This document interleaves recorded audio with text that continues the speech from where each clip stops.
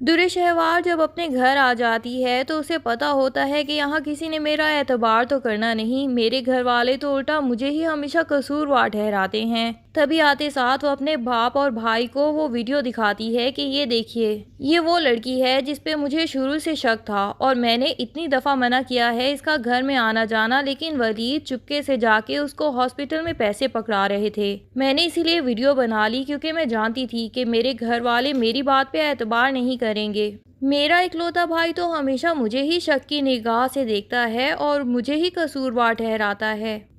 और एक मेरा शौहर है जो अपने सौतेले बहन भाइयों पे भी इतना एतबार करता है कि उल्टा मुझसे ही सवाल जवाब शुरू कर देता है। इसीलिए मैं उन लोगों की वीडियो बना के ले आई हूँ ताकि आप अपनी आंखों से देख सकें। तैमूर को तो अभी भी दुर्र शहवार पे एतबार नहीं आता और वो कह देता है कि मैं तब तक इस बात पे यकीन नहीं करूंगा जब तक मैं कहानी की दूसरी साइड ना देख लूं। लेकिन दुर्र शहवार के वालिद साहब कह देते हैं कि अब कोई दुर्र शहवार से सवाल नहीं करेगा और वो जब तक यहाँ रहना चाहती है रहेगी, ये उसके बाप का घर है। मुझे अपनी बेटी पे एतबार है। दुर्र शहवार भी रोते हुए ड्रामा करती है और अपने बाप के गले लग जाती है। बाप कह देता है कि मैं खुद ही वलीद से बात करूंगा, लेकिन दुर्र शहवार बाप को मना कर देती है कि अभी कोई भी वलीद से कॉल नहीं करेगा, वरना वो यही समझेंगे कि शायद मेरे घर वालों के लिए मुझे यहाँ पे रखना कोई मुश्किल है। अगर मैं आप लोगों पे बोझ हूँ तो मैं यहाँ से चली जाऊंगी अपनी बच्ची को लेके, लेकिन मैं वलीद के घर में नहीं जाऊंगी जब तक कि वो मुझसे माफ़ी ना मांगे और मुझे ये एतबार न दिला दें कि दोबारा वो मावरा के ऊपर पैसे नहीं लौटाएंगे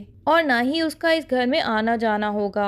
दुर्र शहवार का बाप उसे तसल्ली देता है कि जैसा तुम चाहोगी वैसा ही होगा, लेकिन दुर्र शहवार को सुलाने के बाद वो वलीद को कॉल करते हैं और वलीद, जो कि दुर्र शहवार का ये इल्ज़ाम सह नहीं पाया था, रात को अकेला टेरेस पे चहलकदमी कर रहा होता है कि अचानक से उसका सांस उखड़ने लगता है और वो दुर्र शहवार को ही आवाज़ें देने लगता है, लेकिन उसे भूल जाता है कि दुर्र शहवार तो उसे छोड़ के अपने वालदैन के घर जा चुकी है। घर के बाकी अफराद भी सो रहे होते हैं और वलीद इतनी देर तक मुश्किल से सांस लेता लेता बेहोश होकर वहीं गिर जाता है। अचानक रात को आयमा की आंख खुलती है तो वो वलीद को यूं टेरेस पे गिरा हुआ देख के परेशान होके चीख के सबको बुलाती है, तो सब लोग वलीद को हॉस्पिटल ले जाते हैं। दुर्र शहवार का बाप वलीद को काफ़ी कॉल्स करता है, लेकिन देखता है कि वलीद ने उसकी कॉल्स का जवाब ही नहीं दिया, तो अब उसे अपनी बेटी की बात पे यकीन आने लग जाता है कि यकीनन दुर्र शहवार सच ही कह रही होगी। वलीद के दिल में कोई चोर होगा, तभी तो वो मेरी कॉल्स रिसीव नहीं कर रहा।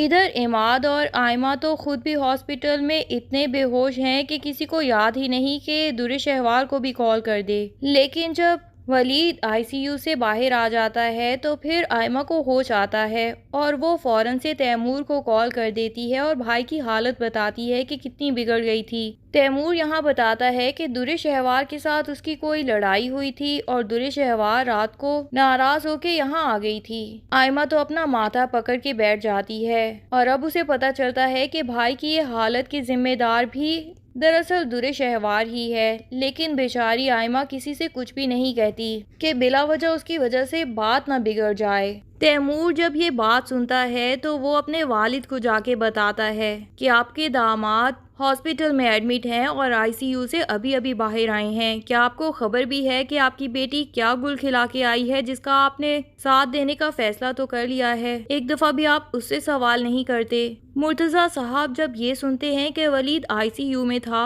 तो वो तो तैमूर से कहते हैं कि फ़ौरन से तैयारी पकड़ो और दुर्र शहवार को भी उठा के कहो कि जल्दी से तैयार हो, हमें हॉस्पिटल जाना है अभी के अभी। दुर्र शहवार को जब उठा के बताया जाता है कि वलीद हॉस्पिटल में है तो वो बहुत ही बेरुखी से कहती है कि भाई पहले ही मरीज था, ये तो मैंने ही कुर्बानी दे दी थी उससे शादी करके, लेकिन मुझे क्या पता था कि उल्टा सर पे चढ़ जाएगा। अब हॉस्पिटल के चक्कर तो उसके लगने ही हैं, इसमें मैं क्या अपनी नींद डिस्टर्ब करूं। लेकिन मुर्तज़ा साहब को अपनी बेटी की ये गुफ्तगू सुन के बहुत ज़्यादा अफसोस होता है और वो डांट के दुर्र शहवार से कहते हैं कि फ़ौरन से पहले तैयारी करो और तुम्हें अपने शौहर के पास हॉस्पिटल में मौजूद होना चाहिए, वरना मैं तुम्हें साफ साफ बता रहा हूँ कि तुम्हारे बाप का घर भी तुम्हारे लिए हमेशा के लिए बंद हो जाएगा। अब दुर्र शहवार जब देखती है कि उसका बाप और भाई दोनों ही गुस्से में हैं तो गंदे से मूड के साथ तैयार हो जाती है और हॉस्पिटल पहुँच जाती है। यहाँ जब वो आयमा कायनात और इमाद को देखती है तो उसका मूड पहले से भी ज़्यादा ख़राब हो जाता है और उनसे पूछती है कि आपके भाई की सगी मावरा नहीं आई, उसको किसी ने खबर नहीं दी क्या?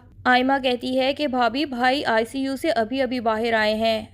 प्लीज़ भाई, मेहरबानी अपना ये जहर थोड़ी देर के लिए बंद रख लीजिए, भाई की तबीयत पहले ही बहुत ख़राब है। आपकी इन बातों की वजह से ज़्यादा ना बिगड़ जाए। हमारा ना सही अपनी बच्ची का ही ख्याल कर लें। आप क्यों चाहती हैं कि आपकी बच्ची के सर से बाप का साया भी उतर जाए? दुर्र शहवार आयमा से कहती है, तुम्हारे तो मैं मुंह लगना नहीं चाहती, तुम जितनी तेज हो मैं अच्छे से जानती हूँ किस तरह तुमने अपने भाई को भी अपनी बातों में फंसा रखा है और अब मेरे भाई को भी अपनी इस मासूम शक्ल के जाल में फंसाना चाहती हो। लेकिन तुम्हारी असलियत मैं बहुत जल्द सबके सामने ले आऊंगी, तुम बेफिक्र रहो। कायनात आयमा से कहती है कि तुम ही चुप कर जाओ, ऐसे मौक़ों पे ऐसी बातें करनी या लड़ाइयाँ करना ज़रूरी नहीं। कायनात के दिल में तो खुद भी भाभी के लिए खफकी होती है कि वो अपनी भतीजी को अपनी दोस्तों को दिखाना चाहती थी, लेकिन दुर्र शहवार ने अकीके वाले दिन ही इतनी ज़्यादा बेइज्जती की कायनात की सबके सामने कि मेरी बच्ची को मेरी परमिशन के बगैर उठाने की भी ज़रूरत नहीं और ना ही अपनी दोस्तों को दिखाने की ज़रूरत है। मेरी बेटी कोई नुमाइश की चीज़ नहीं है। कायनात तो इसीलिए दुर्र शहवार के मुंह ही लगना नहीं चाहती। वलीद को जब होश आता है तो सब लोग उसके इर्द गिर्द इकट्ठे होते हैं और दुर्र शहवार भी वहाँ मौजूद होती है। वलीद तो खुश हो जाता है कि शायद दुर्र शहवार को अफसोस हो रहा होगा अपने रवैये का, लेकिन दुर्र शहवार अभी भी नहीं सुधरी। उल्टा यही सोच रही है कि ये मर ही जाए तो इसकी सारी जायदाद मेरे नाम लग जाएगी और उसके बाद मैं अपनी ज़िंदगी खुशी से गुजार सकूंगी। पता नहीं और कितना अरसा इस मरीज़ को बर्दाश्त करना पड़ेगा जिसमें थोड़ा सा भी इंसाफ नहीं है। अपने बहन भाइयों की खातिर मुझे ही बातें सुनाता रहता है और हो सकता है कि वलीद वाकई ही किसी दिन गुजर भी जाए और उसके बाद ही दुर्र शहवार को वलीद की असल इम्पोर्टेंस का पता चले कि शौहर के साथ उसकी ज़िंदगी कितनी हसीन थी। वो उसकी हर ख्वाहिश मुंह से निकलने से पहले ही पूरी कर देता था। लेकिन दुर्र शहवार ने एक भी दिन अपने शौहर को सुकून का देखने नहीं दिया, बल्कि हर वक्त शिकायतें, उसको उसके रिश्तेदारों से मुतनफ़िर करवाने की कोशिशें और पता नहीं किन किन चालों में गुजार दी।